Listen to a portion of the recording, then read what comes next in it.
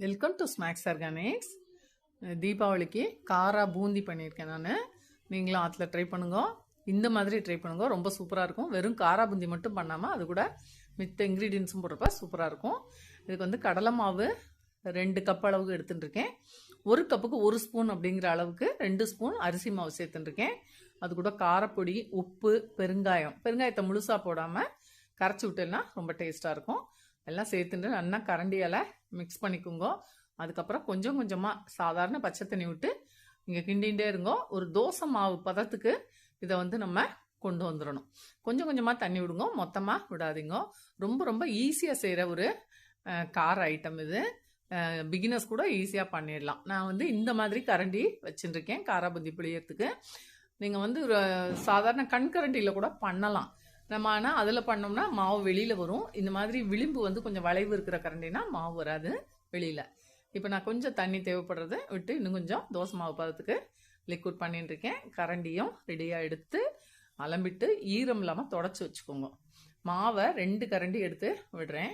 மாவை விடும்போதே எண்ணெய் மட்டும் நல்லா காஞ்சிருக்கணும்.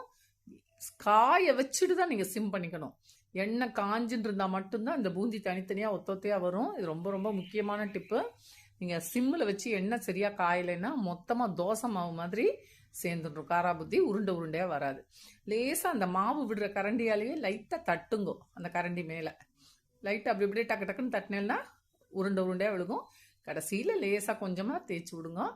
ஒவ்வொரு தடவையும் நீங்கள் காரா பூந்தி புளியும் போது அந்த பூந்தி விடுறோம் இல்லையா, அந்த கரண்டி அதை ஒவ்வொரு தடவையும் நீங்கள் அலம்பிக்கணும் மாவு கரண்டியை. இல்லைன்னா அந்த ஹோல் வந்து அடப்பாக இருந்தால் பூந்தி உருண்டையாக வராது, சப்பையாக தோசை மாவு மாதிரி விழுந்துடும். ஸோ நீங்கள் ஒவ்வொரு தடவையும் ஒரு பக்கத்தில் ஒரு கிண்ணத்தில் தண்ணி வச்சுட்டு அதை அலம்பிட்டு ஒரு துணி போட்டு தொடச்சிட்டு பண்ணுங்க. ரொம்ப ரொம்ப சூப்பராக வரும். பார்த்தேன்னா தெரியும், உருண்டையாக ரொம்ப சூப்பராக இருக்குது. வெறும் காரா பூந்தியும் சாப்பிட்லாம். நம்ம இன்னும் கொஞ்சம் கூடுதலாக இந்த மாதிரி நம்ம செஞ்சால் சூப்பராக இருக்கும். சாப்பிட்றதுக்கு டேஸ்ட்டாகவும் இருக்கும். கொஞ்சம் பச்சை நடக்கலை பருப்பு வறுத்தெடுத்து போட்டுக்கோங்க. கொஞ்சம் பொரிகடலை அதையும் நீங்கள் எண்ணெயில் வறுத்தெடுத்து போட்டுக்கலாம். அப்புறம் கொஞ்சம் கருவேப்பிலை. இது கூட நீங்கள் தேவைப்பட்டால் முந்திரி பருப்பும் தாராளமாக சேர்த்துக்கலாம். ரொம்ப சுவையாகவே இருக்கும். நான் இன்றைக்கி முந்திரி பருப்புலாம் சேர்க்கல, இது மட்டும்தான் சேர்த்துருக்கேன். எல்லாத்தையும் சேர்த்து நம்ம காரா பூந்திக்கு உப்பு காரம் போட்டுட்டோம். அதுக்கப்புறம் நம்ம இதெல்லாம் சேர்த்துருக்கோம் இல்லையா, அதனால் கொஞ்சமாக உப்பு, திரும்ப கொஞ்சம் காரப்பொடி சேர்த்து நல்லா கிளறி வச்சுட்டேன்னா அருமையான காரா பூந்தி சூப்பராக ரெடி. ரொம்ப ரொம்ப டேஸ்ட்டாக இருக்கும். ஒரு 10 நாள் வரைக்கும் இது நல்லா கிறிஸ்பியாக இருக்கும். ஒரு பிளாஸ்டிக் கவரில் போட்டு ஏர் டைட்டில் வச்சுட்டுருக்கோம். சூப்பரான காரா பூந்தி தீபாவளிக்கு ரெடி ஆகிடுத்து. நீங்களும் ஆற்றுல ட்ரை பண்ணுங்க. சூப்பர். தேங்க்யூ. தீபாவளி வாழ்த்து.